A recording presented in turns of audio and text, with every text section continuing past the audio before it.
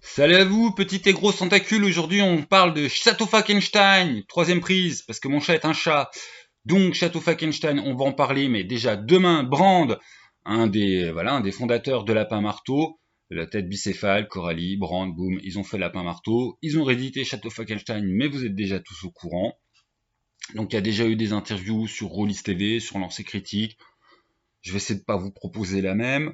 Euh, Pendant qu'on en est parlé, à parler des autres chaînes YouTube, Château Wagenstein, une vidéo très intéressante chez Suck My Dice, avec qui je ne suis pas d'accord sur tout, mais justement on développera.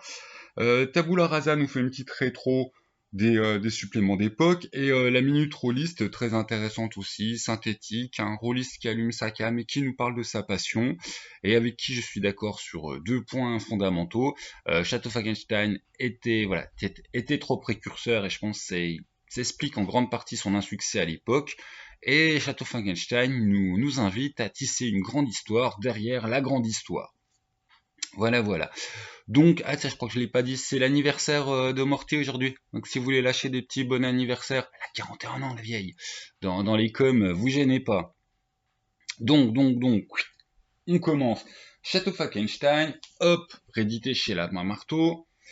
Suck My Dice dans sa vidéo analyse très pertinente, je suis d'accord en fait avec 100% de la vidéo, moins la partie où elle incrimine à l'effet Mireille Dumas la non-réussite à l'époque en termes de public large de Château Falkenstein. Château Falkenstein, quand c'est sorti, ça a vraiment eu un noyau dur de fans, mais d'un point de vue l'ensemble des rôlistes, ça n'a pas été la grande conquête. Elle met ça concomitant au fait que à la même période c'est sorti le caca Dumas. Moi je pense que non, et puis voilà, et puis on va argumenter un tout petit peu. Elle-même, elle sort pas ça de son chapeau, hein. Je veux dire, elle a des arguments et elle a des sources, la madame, mais ces sources d'ailleurs sont interprétables de manière différente, et je pense tout simplement comme l'indique hop, à sa sortie dans le Cassius 89, Tristan l'Homme, le paysage était beaucoup, ludique était beaucoup plus dark. Et d'ailleurs, hop, tout pareil, hein, en 85, début en 85, en 95, magazine 85, au début 95, il n'y a pas que Château Falkenstein qui est sorti, il y a Culte. Voilà, Culte. Le truc qui avait une cible fluo clignotante avec les sirènes d'alarme pour se faire shooter par tous les Mireilles Dumatesques. Et bah Culte, ça n'a pas eu l'insuccès de Château Falkenstein, bien au contraire. Donc oui, sur l'ensemble des ventes de jeux de rôle, effectivement, il y a eu un impact, mais je pense que voilà, il y avait déjà en fait un côté Château Falkenstein qui allait pas séduire le public français, et que ça, effectivement, rajoutait de l'eau au moulin. Mais je pense qu'à la base, en fait, il était déjà un peu morné, car il était beaucoup trop précurseur. En quoi il était précurseur? Eh ben, sur plein de points. Déjà, il était sur le steampunk. Et le steampunk à l'époque, c'était pas, c'était pas ce que c'est aujourd'hui. Ça avait pas une telle adhésion. On avait déjà en plus d'autres jeux de steampunk. On avait Crime, Aventure extraordinaire qui étaient déjà sortis. Donc les peu de gens intéressés par le steampunk, il y avait déjà du steampunk. Sachant qu'en plus, Château Falkenstein n'est pas exactement un steampunk de base normal, c'est quand même du steampunk mélangé avec beaucoup de magie. Enfin, c'est littéralement, tu prends du steampunk et puis tu rajoutes de la fantasy, au même sens que Shadowrun, c'est tu prends du superpunk puis tu rajoutes de la fantasy, hein. C'est vraiment un gros mélange. Si tu prends le steampunk radical, c'est aventure extraordinaire, la magie, il y a Walou. Il y a Walou. Jules Verne, t'as pas de magie. Sherlock Holmes, t'as pas de magie. Bon, c'est pas exactement du steampunk, mais dans cette ambiance volonté d'ère victorienne. Donc du coup, voilà, il y avait déjà un gros mélange, et il y avait deux choses qui sont devenues des points positifs pour notre époque, qui à l'époque, c'était hardcore. Il n'y avait pas de dés. Ouh là là, mais quand tu vois déjà qu'il y a encore à l'heure actuelle des gens qui vont te dire qu'un jeu de rôle sans dés, c'est pas un jeu de rôle, autant vous dire qu'à l'époque, ça fait quand même des infarctus chez pas mal de rôlistes. Et puis surtout, on avait une tendance qu'elle est sur ta fiche de perso, elle se complexifie, et elle prend pas mal de pages, puis tu as des règles complexifiantes. Les règles de Château Falkenstein étaient simples, elles sont encore simples, et là où ta fiche de perso, elle risque de prendre des pages, c'est à cause du background que tu vas écrire, et du fait que les aventures que vous allez jouer, vous êtes invité à les relater du point de vue de votre perso. Ben, la fibre littéraire des rôlistes à se mettre à la place d'auteur, c'est pas encore méga à donf développé, et ça l'était encore moins à l'époque. Des profundis.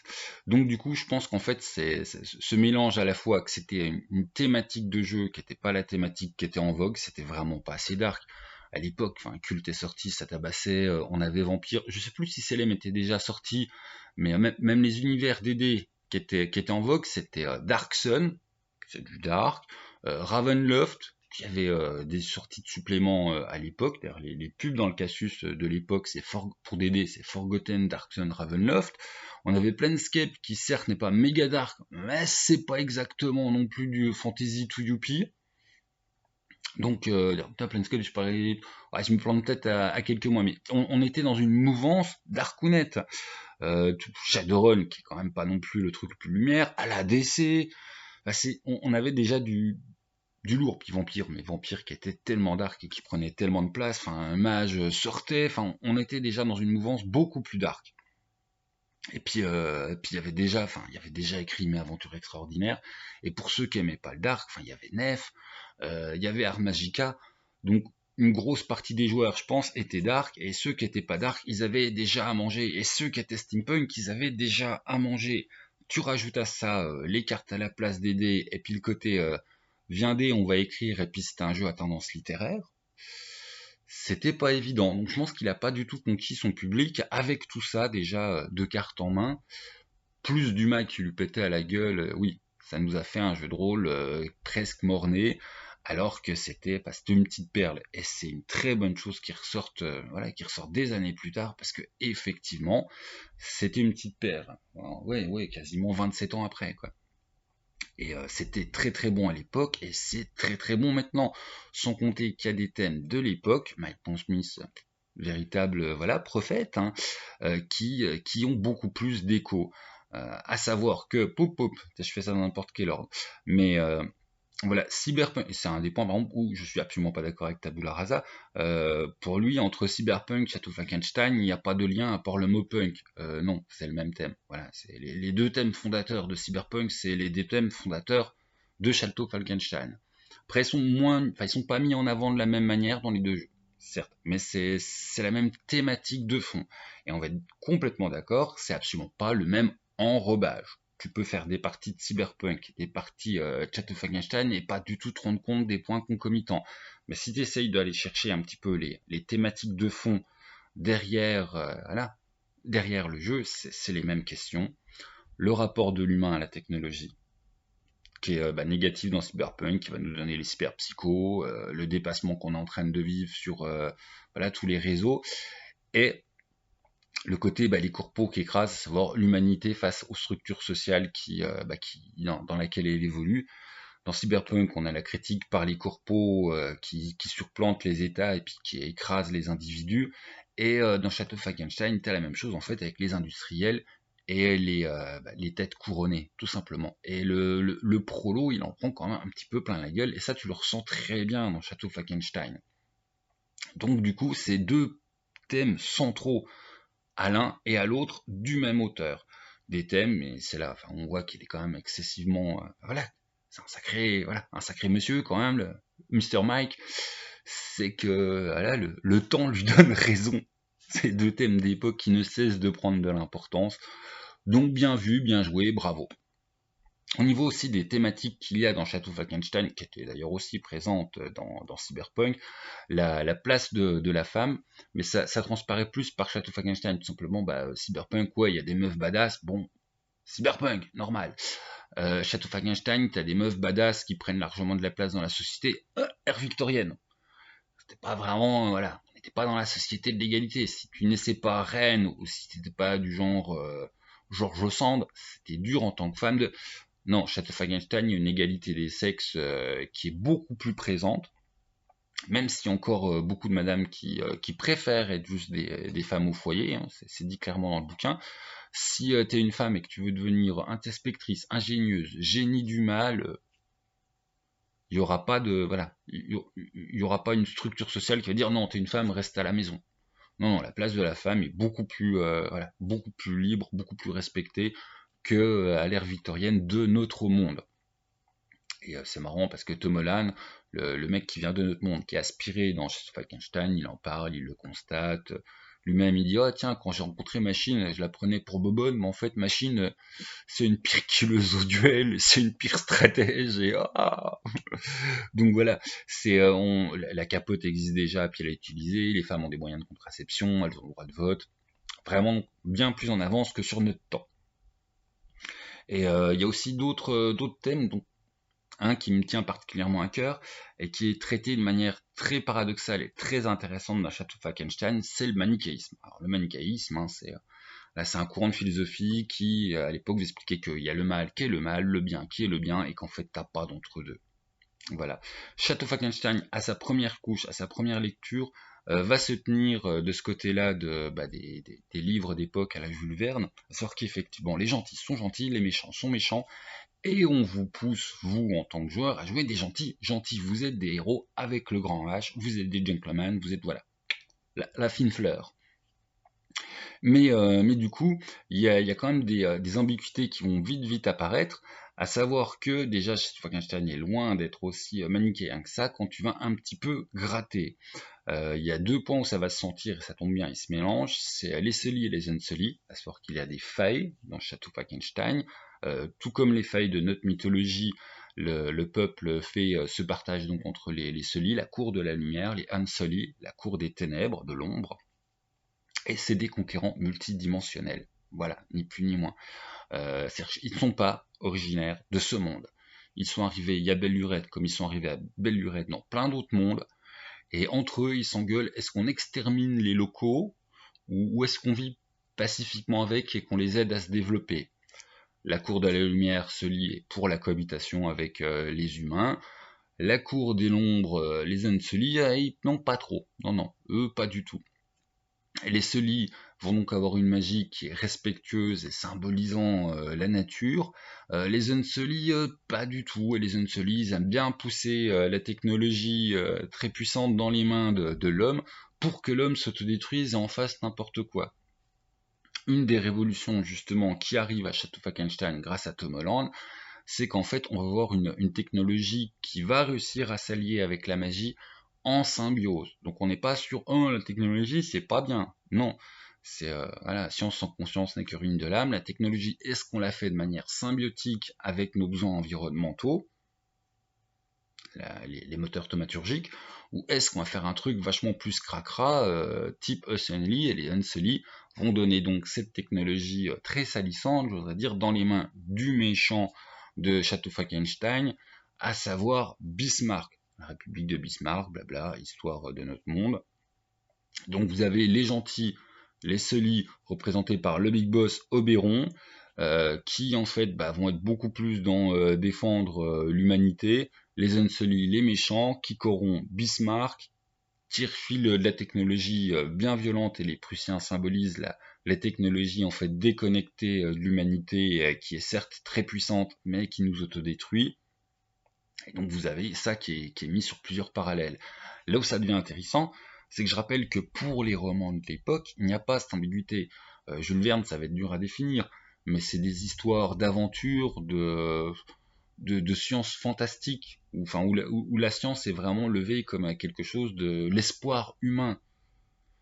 Donc en fait, déjà dire que c'est radicalement que du steampunk, et puis qu'on joue à l'heure victorienne, type voilà, du Jules Verne, du Sherlock Holmes, oui, mais la question, enfin, certains des thèmes romanesques de l'époque, et qui portaient vraiment sur ce qu'était cette littérature, sont déjà retravaillés à l'aune d'aujourd'hui. C'est-à-dire, Jules Verne, tu ne trouveras pas une seule ligne de Jules Verne où il va remettre en cause la technologie comme autre chose que du progrès de l'humanité. Ça, c'est retravaillé au goût du jour, et c'est bien retravaillé, parce qu'en fait, si tu vas pas gratter puis t'interroger, ça passe. J'ai trouvé personne qui pointe ce paradoxe par rapport à justement les livres fondateurs. Hein, je veux dire, Mike Pondsmith, il arrive, le cyberpunk c'est un courant littéraire, boum, il fait découvrir ça dans le jeu de rôle, le cyberpunk ça explose. Il refait la même chose en prenant donc des écrits qui étaient pas des masses utilisés, et puis ça explose pas, mais n'empêche que il y a un sacré fond littéraire comme le met très bien en exergue avec Mike Dice, qui est d'autant plus rejouer en miroir que le joueur est poussé à écrire ses propres aventures. Donc on joue dans des univers romanesques où on te pousse à être toi-même auteur de romans. Donc c'est voilà, c'est très sympathique, c'est très bien fait. Shadow of Falkenstein, c'est une pépite. Et donc du coup, enfin voilà, on a tout ce bazar entre les symboliques Sully et Unsully qui se rejoue par rapport à qu'est-ce que symbolise la magie qui se lie bien avec la nature et celle qui détruit la nature, la notion de fer détruisant d'ailleurs les fae, hein, comme dans la mythologie de la nôtre, les fae ils aiment pas trop le fer, enfin le fer blanc, enfin un des trucs qui leur est relativement fatal. Donc au niveau des symboliques, on a des choses intéressantes, mais comme je vous le disais, on a aussi des paradoxes et des nuances voilà, qui se touchent quand on va un peu plus dans le fond des choses. À savoir effectivement, il y a une forme de réécriture du rapport de l'homme à la technologie qui n'est pas présent dans des écrits de ce type d'époque. Et l'autre point, c'est que certes, c'est présenté comme les livres d'époque très manichéens. Jules Verne, c'est très manichéen. Sherlock Holmes, c'est très manichéen. Enfin bon, il y en a un, c'est un personnage, l'autre, c'est un auteur. Enfin, on s'en fout.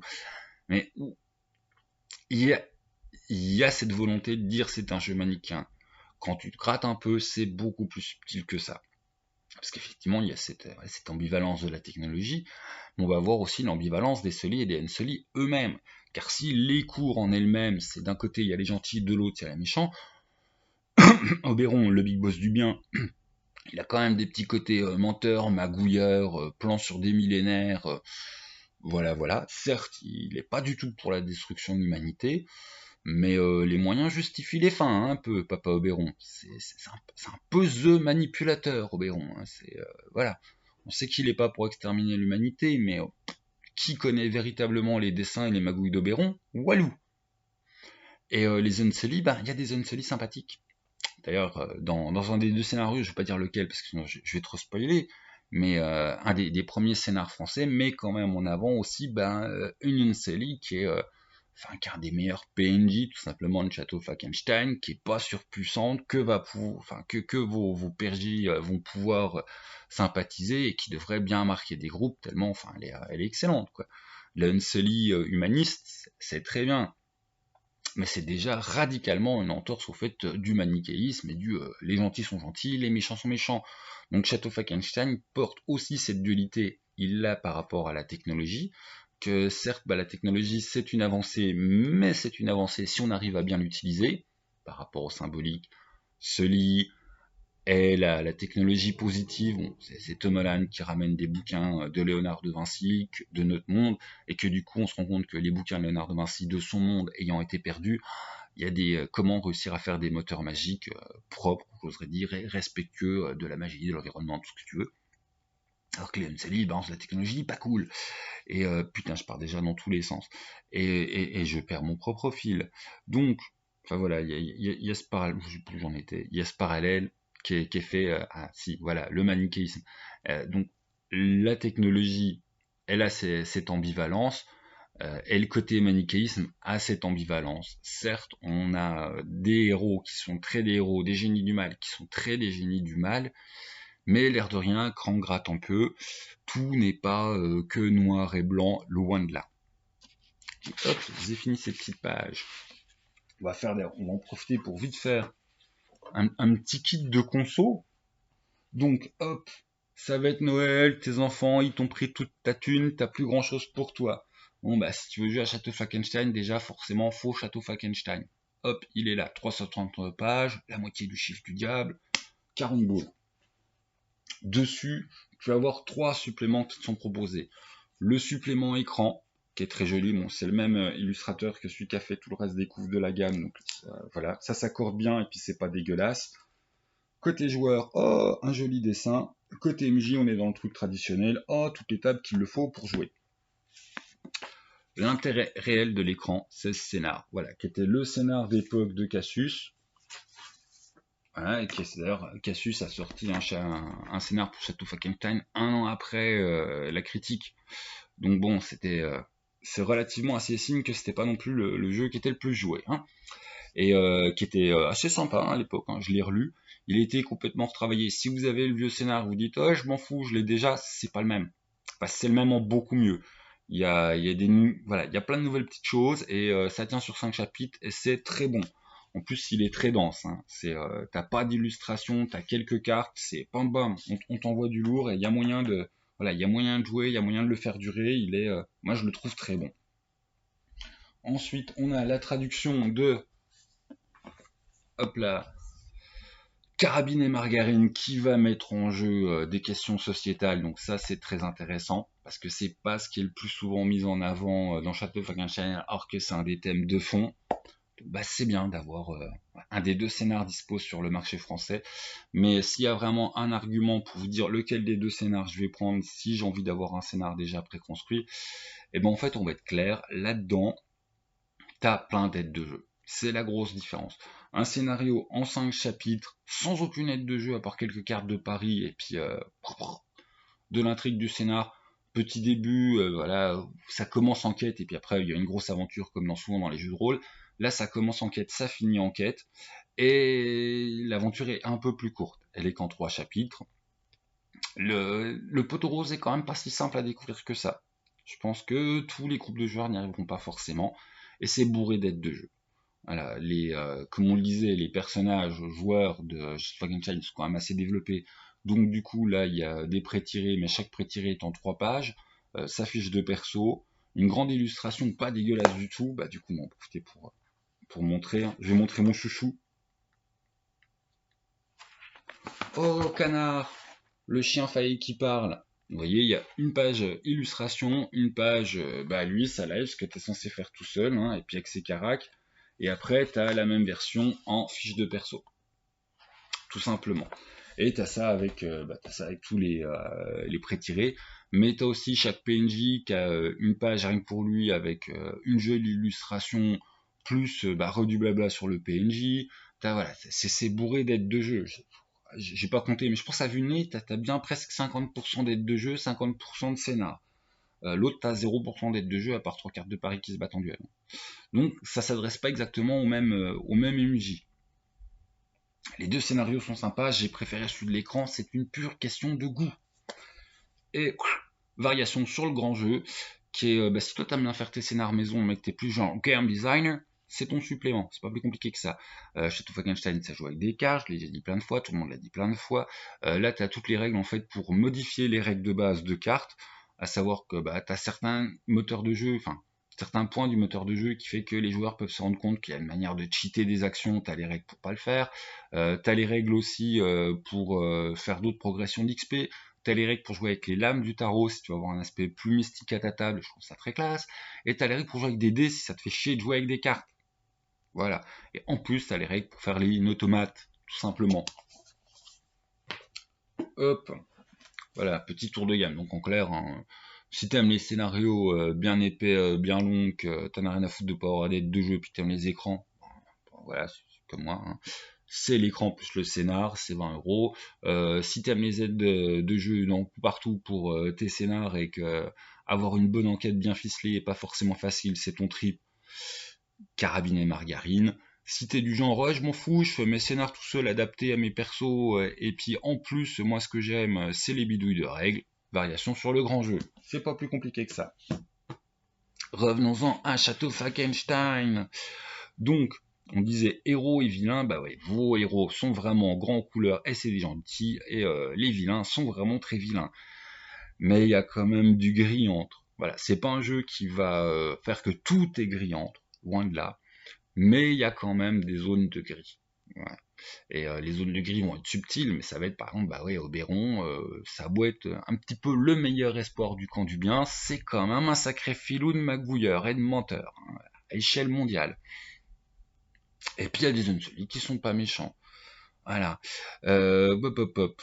Sinon, quoi vous dire? Ouais, je mets trop de litres, putain, j'arrive même pas à me relire, hein, c'est n'importe quoi. Le livre de base, ouais, je vous en ai même pas parlé. Hop, le livre de base, divisé en 2 parties, un côté règle, un côté background, mais on va revenir sur Tom Holland, c'est quelqu'un de notre univers, dans les années 90, il est appelé par un rituel magique on cherche quelque chose pour nous aider par Oberon et un de ses potes dans le monde de Château Falkenstein. Et la raison qu'on va mettre du temps dans le livre à découvrir, c'est qu'effectivement, il a avec lui un des codex, le codex perdu super utile du monde de Château Falkenstein, de Léonard de Vinci. Et en fait, c'est lui qui le ramène. Et donc du coup, c'est la première partie, c'est toutes ses aventures et il vous fait sa découverte du monde. Et la deuxième partie, c'est les règles. Mais à chaque fois, c'est Tom Holland qui vous parle. C'est-à-dire c'est Tom Holland qui, dans le jeu de Château Falkenstein, invente un jeu de rôle de Château Falkenstein. Donc c'est une petite mise en abîme très rigolote. Mais du coup, on va garder tout le long ce côté littéraire de Tom Holland qui écrit, qui vous écrit, qui est en train de vous parler. Et c'est vraiment excessivement agréable à lire.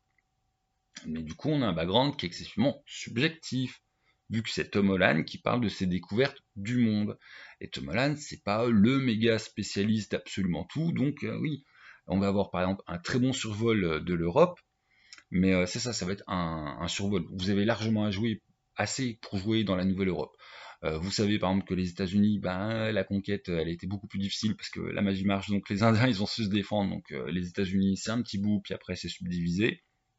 On sait qu'en Chine, il y a des véritables dragons qui sont les empereurs. C'est pareil, c'est appétant. Qu'est-ce qu'il y a là-bas? Mais après, il vous aussi avoir l'Amérique latine. Vous pensez vraiment que les conquistadors, donc, il y a des choses aussi qui vont vous rester à développer. L'Australie. Mais si la magie aborigène ça marche, à quoi ça ressemble l'Australie? Et on va avoir quelques infos par rapport aux États-Unis, des infos vraiment légères par rapport à la Chine, beaucoup d'infos par rapport à l'Europe. Il reste des zones du monde à découvrir. Au niveau de l'Europe, justement, on a un survol de tous les pays. Bon, par exemple, en France, on est dans le Deuxième Empire, et Gustave Eiffel est présent, enfin, on a des choses rigolotes.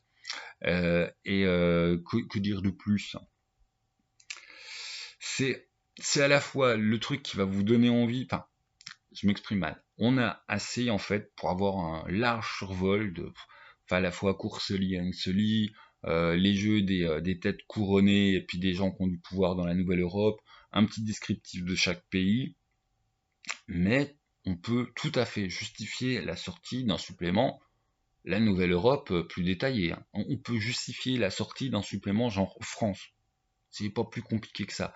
Donc vous allez avoir assez pour jouer, vous allez avoir assez pour vous stimuler l'imagination, mais vous allez avoir un bon survol d'un livre de base qui vous allez vous dire mais ça je veux bien 100 pages de plus sur cette thématique. Ah, ni plus ni moins, il y a vraiment des trucs. Enfin moi la Chine, ils ont mis un supplément spécial Chine. Dans la version précédente, il y avait un supplément sur les États-Unis. Je veux savoir que voilà, un truc sur l'Amérique latine de 100 pages, un truc sur l'Australie de 100 pages. Enfin c'est vraiment excessivement stimulant. Même chose, la magie qui est bien cheatée, t'as envie d'avoir un truc beaucoup plus dense sur la magie. On parlera même pas des magouilles des Sully et Sully qui justifieraient mais une série de suppléments. Donc on est vraiment en fait sur une bonne présentation du cadre de base, la Nouvelle Europe, des protagonistes de base et surtout ceux qui sont importants, ceux qui font le monde.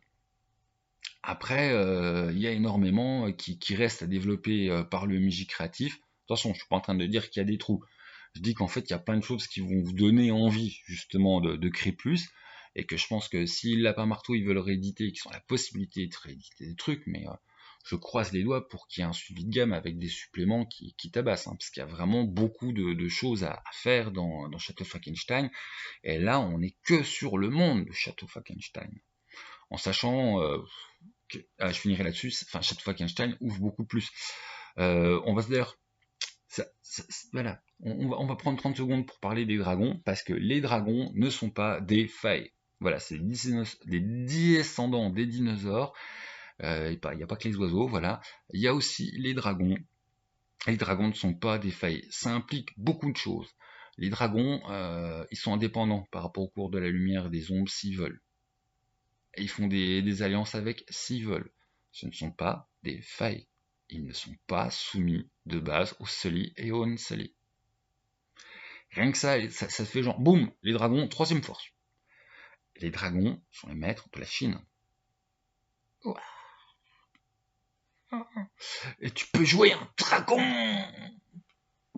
Donc ouais, non, je suis méga hypé. Hein. Déjà dans Château Falkenstein 1, les dragons c'est cool. Dans Château Falkenstein 2, les dragons c'est toujours cool. Et pardon, il y a vraiment des tas de choses à créer là-dessus. Mais si on veut aussi créer là-dessus, enfin les failles, ça s'appelle château Falkenstein. Comment il s'est créé le château Falkenstein? Ludwig le roi fou avait des idées. Oberon il arrive, boum boum, trois trucs de magie. Il y a un vieux temple qui en fait, bon bah, il y a une zone mystique, hein, c'est pas du tout là pour rien et on en sait guère plus là-dessus.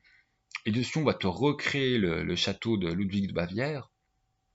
Château qui est un peu plus magique et qui, bah, du coup, a très bien fait de donner son titre au jeu, car le château de Falkenstein, on n'en sait vraiment pas. Mais c'est pareil, lui, il mérite un supplément à lui tout seul. C'est une espèce de sigil à lui tout seul. Le château est mystérieux à souhait, et il ouvre sur les dimensions, et il ouvre dans d'autres temps. Et de temps en temps, il peut inviter des gens comme ça, perdus d'autres dimensions, à venir se balader chez lui. Tu veux importer ta team de sigil dans l'univers Château Falkenstein parce que t'as pété une durite et tu veux crossover, tu le peux. Le château Falkenstein de Château Falkenstein est une porte multidimensionnelle.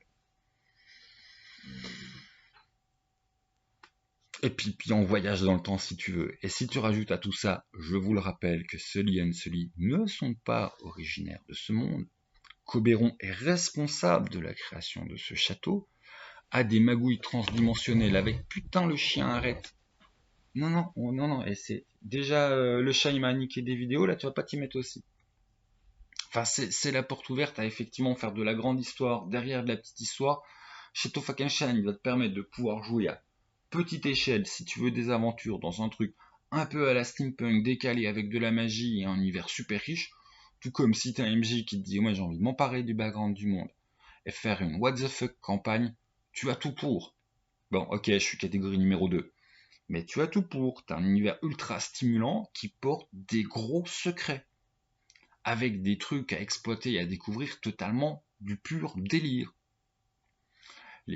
Voilà, il est absolument certain que t'as des gros indices méga clignotants dans le background du jeu, qu'Oberon et les Unsullied magouillent sur plusieurs dimensions à la fois, dont la nôtre. Dont la nôtre. La partie background finit là-dessus. On a une perche kilométrique sur les Unsullied ont envahi notre monde. Avec notre technologie actuelle qui bouffe notre humanité, est une trace de l'action des Unsullied.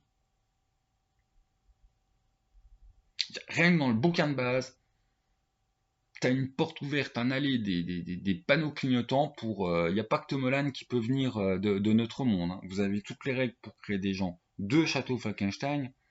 Elles sont totalement applicables à des gens de notre dimension qui se retrouveraient durant... Parce que Château Falkenstein, il existe dans notre monde. Hein. Vous êtes un groupe de potes qui allez faire du tourisme en Bavière, vous visitez le Château Falkenstein de notre univers, boum, vous vous retrouvez à Château Falkenstein, le jeu de rôle. Et puis alors en plus, là vous arrivez direct dans la cour des grands, parce que genre Tom Holland, ah vous venez de mon monde, alors qu'est-ce qui s'est passé? Ouais, Mike Pondsmith a bien reçu mon manuscrit, ah le jeu de rôle Château Falkenstein existe dans mon univers. Enfin il y a des tas de mises en abîme à faire, c'est vraiment absolument... Là-dessus, c'est absolument un truc de gueudin. Les mises en abîme, il y en a dans tous les sens. Et les possibilités créatrices pour un MJ innovant sont folles. Elles sont folles au sens tu peux te créer des aventures à échelle, j'oserais dire, aventures à la Sherlock Holmes, et jouer dans un truc Château Falkenstein qui reste Château Falkenstein, et prendre tous les délires des Sully and Sully, voir la guerre, parce que bon, hein, République de Bismarck, ça arrive, et le repousser. Tu peux partir aussi dans les délires, par exemple, la vallée du Rhin, c'est devenu la mer du Rhin, parce que t'as un gros balèze qui est arrivé de créatures magiques, et puis selon la légende, qui a créé une mer intérieure. Les Nibelungen, ils sont où? C'est-à-dire tu peux reprendre des légendes de notre monde pour faire que c'est des légendes cachées de Château Falkenstein. Et les Nibelungen, enfin, t'as un truc pareil qui est un poteau indicateur, quoi. T'as une créature magique surpuissante qu'on sait pas trop pourquoi, qui a planqué les Nibelungen. Enfin, c'est excessivement, c'est stimulant. Et c'est pas un stimulant qui t'enferme. T'as largement assez dans le livre de base pour jouer, voilà, à l'échelle, j'ai des aventures avec des personnages qui vont pas côtoyer les puissants. T'as assez pour faire, je fais des aventures avec des personnages qui vont côtoyer les puissants. et t'as assez d'indices, de panneaux et de titillation de l'imaginaire pour te dire j'en ai rien à foutre, je m'empare du truc, je fais mon méga délire crossover multidimensionnel de gueudin, parce que c'est, voilà, t'as personne qui pourra dire ouais mais ça c'est t'as trop fumé. Non, non, genre, si tu sais lire, c'est déjà dans Château Falkenstein de base. Parce que ça s'appelle Château Falkenstein. Le jeu porte le nom de la porte multidimensionnelle de cet univers, avec des êtres surpuissants qui magouillent de manière multidimensionnelle. Qu'est-ce qu'il vous faut de plus? Enfin, je veux dire, t'as pas l'autorisation, t'as l'invitation du jeu. Oui, bon, je suis dans le K3, voilà. Je ferai jouer Falkenstein forcément en mode oh, petit scénar niveau 1, parce que bah faudra le playtest pour vous, mais un actual play machin. Mais si je veux faire jouer ça en campagne, mais forcément, tu pars dans des délires, des personnes de monde qui vont rencontrer les gens de Château Falkenstein, aller combattre l'invasion des Unsullied sur notre univers, mais du coup, bah, la République de Bismarck qui avance, et puis les guerres intestinales à Château Falkenstein, enfin, il y a vraiment moyen de faire des scénarios de gueudin. Alors après, pour jouer à ce niveau-là, va falloir du travail de MJ, puis va falloir du MJ qui, voilà, qui aime créer des trucs, mais c'est totalement faisable. Tout simplement. Et c'est même le jeu t'y invite.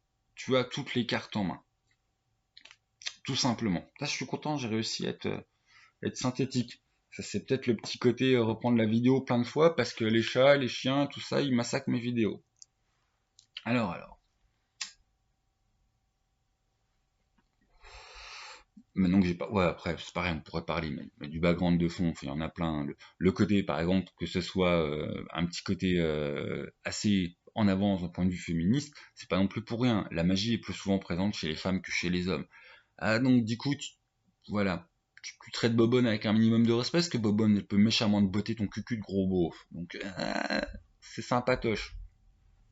Au niveau d'ailleurs, pendant qu'on en est à parler du côté féministe progressiste, donc la version ricaine a quand même été bien emparée par bah, tous les courants progressistes. Moi, jusqu'au point où on en discutait avec Suck My Life, elle a trouvé des forums où la symbolique de l'automate, est-ce que c'est un transgenre, est-ce que c'est non-genré, enfin c'est assez intéressant. Et c'est vrai que ça c'est un point pareil où il est très ouvert. Si vous voulez jouer du genre on est de Vurac, on en a rien à foutre, bah allez pas brûler cette fucking chaîne comme on brûlerait une X-Card, hein. C'est pas du tout, voilà, ce serait débile.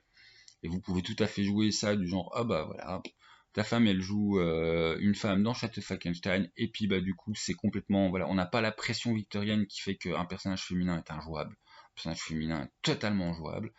Et d'un autre côté, bah, au contraire, tu peux jouer un personnage féminin dans un monde où il y a déjà bah, voilà, de la place pour les femmes, mais où bah, il y a encore pas mal de femmes au foyer, et où le côté bah, patriarcal est quand même encore un petit peu là, et puis pousser bah, les limites du féminisme. Donc, enfin, je trouve là-dessus, c'est un cadre de jeu qui permet beaucoup de retraiter des questions de notre temps, et vous pouvez vous en emparer. Enfin, on voit la commune progressiste jeu de rôle, ils aiment bien DD et puis les interprétations de DD par rapport à qu'est-ce qui est progressiste dans DD ou pas. D'un point de vue progressiste, un DD est un mauvais support de jeu comparé à Château Falkenstein. Hein.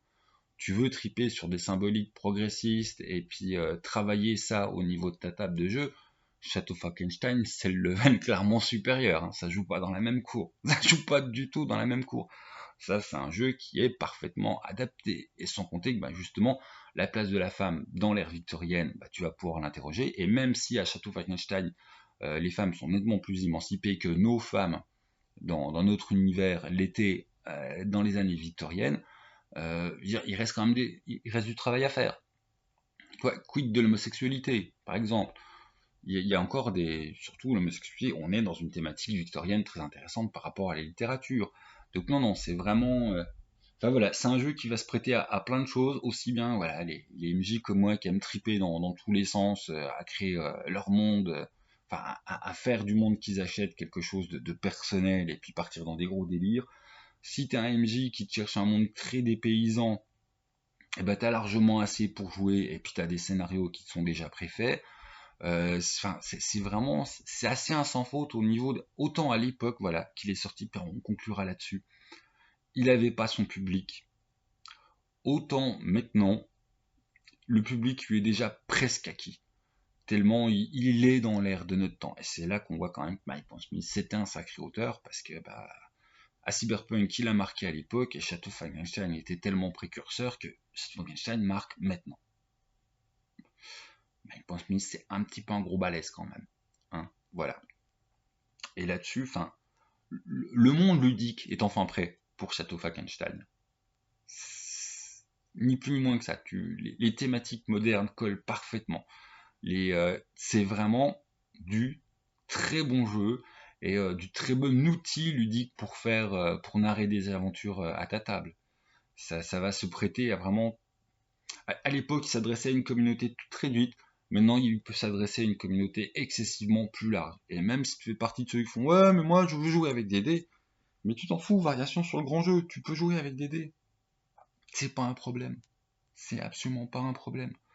Donc Château Falkenstein, on attend tout simplement la suite de la gamme. Alors qu'est-ce qu'ils vont nous faire? Je sais pas, qu'est-ce que moi j'espère? Des suppléments de background par rapport au reste du monde, tout simplement, parce que j'ai envie de faire, lâcher dans des aventures folles à la Phileas Fogg, faire le tour du monde, aller découvrir d'autres cultures, comment elles ont été empreintes par la magie, comment la magie a limité justement l'expansion colonialiste de l'Europe de l'époque, qu'en est-il des empires incas, qu'en est-il de l'Australie, un supplément sur la Chine tellement je suis hypé, un supplément sur... Les dragons sont hyper intéressants. C'est pas ce qu'il y a de plus développé, enfin, ils sont présents sur pas mal de pages. Mais voilà, ça mérite un supplément, tellement c'est les créatures magiques originaires du monde de Château Falkenstein. Tout le reste, c'est les failles qui sont mélangées avec les humains et qui ont laissé passer la magie dans l'espèce humaine. Mais de base, l'espèce humaine n'est pas magique. Les dragons sont les véritables mages du monde de Château Falkenstein. Qu'est-ce qui magouille? Rien que là, un imaginatif. T'as des corridors qui t'appellent un supplément sur le Château Falkenstein. Là, je vais partir en mode fanboy, je veux des trucs. Mais ouais, perso, c'est pas des suppléments campagne qui m'intéressent le plus, même s'il y a la campagne merveilleuse qui apparaît, je vais pas cracher dessus. Mais ouais, des suppléments de contexte et de background pour aider les MJ à créer leur propre délire peut être très très bon. Du supplément Sully and Sully, parce que forcément ça fait partie des trucs fascinants de ce jeu.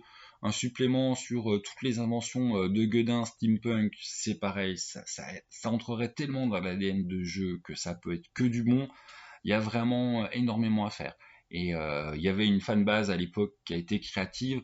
J'espère qu'on va avoir une fanbase créative et que Château Falkenstein va pouvoir vivre aussi par sa communauté. Parce que de toute façon, il y a tellement à éditer et à produire que je pense que le mieux, c'est qu'effectivement, nous, en tant que communauté de joueurs, on s'empare du truc, puis on propose des trucs même inofficiels en attendant les versions officielles. Hein. C'est-à-dire ceux qui ont des infos grâce aux vieux suppléments, voilà, mettez pas des PDF de suppléments, mais on s'en fout qu'est-ce qui s'est passé où, qu'est-ce qui est exploitable. Il y a vraiment, c'est un jeu qui a une très bonne base par le bouquin de base et qui appelle énormément à la créativité de ses MJ et de ses joueurs. Tout simplement. C'est vraiment un jeu très très très créatif dans ce qu'il te propose, mais ce qu'il te propose d'accomplir. Ça fait une double créativité. Waouh, mise en abîme. Bon, je pense que j'ai fait passer mon message de ce que j'en pense de Château Falkenstein. Et puis, je sais pas mettre en lien des vidéos d'autres chaînes. Donc, je vous mets en lien la vieille vidéo de la chaîne sur, tout simplement sur le Château Falkenstein de V1. Quand ça sortira, je retrépaturerai pour mettre en lien la vidéo de l'interview de Brand. Et puis, Pidou pour l'interview de demain. Si vous avez des questions par rapport à Château Falkenstein, c'est un peu le moment de les balancer dans les coms, parce que du coup, voilà, hein, du coup c'est demain l'interview de Brand. Et puis voilà, des questions par rapport au développement de la gamme, les questions, les prochains suppléments, qu'est-ce que c'est, genre de trucs, quoi. Des questions qui sont pertinentes. Et puis sur ce, bonne découverte à vous, hein. C'est pas spécialement pour rien qui cartonne actuellement. Cette Falkenstein, vous en entendez parler partout. Il a eu un financement du feu de Dieu, parce que voilà, à l'époque, il était trop précurseur. Et maintenant, nous sommes prêts à l'accueillir. Donc bon accueil à cette Falkenstein à vous. Et puis salut les gens. Ah oui. Puis hop, je fais mon vrai youtubeur, likez, clochez, machinez, faites ce que vous voulez. Et puis surtout, voilà, un petit bon anniversaire pour Morty, ça lui fera plaisir. Voilà. Bon, salut les gens.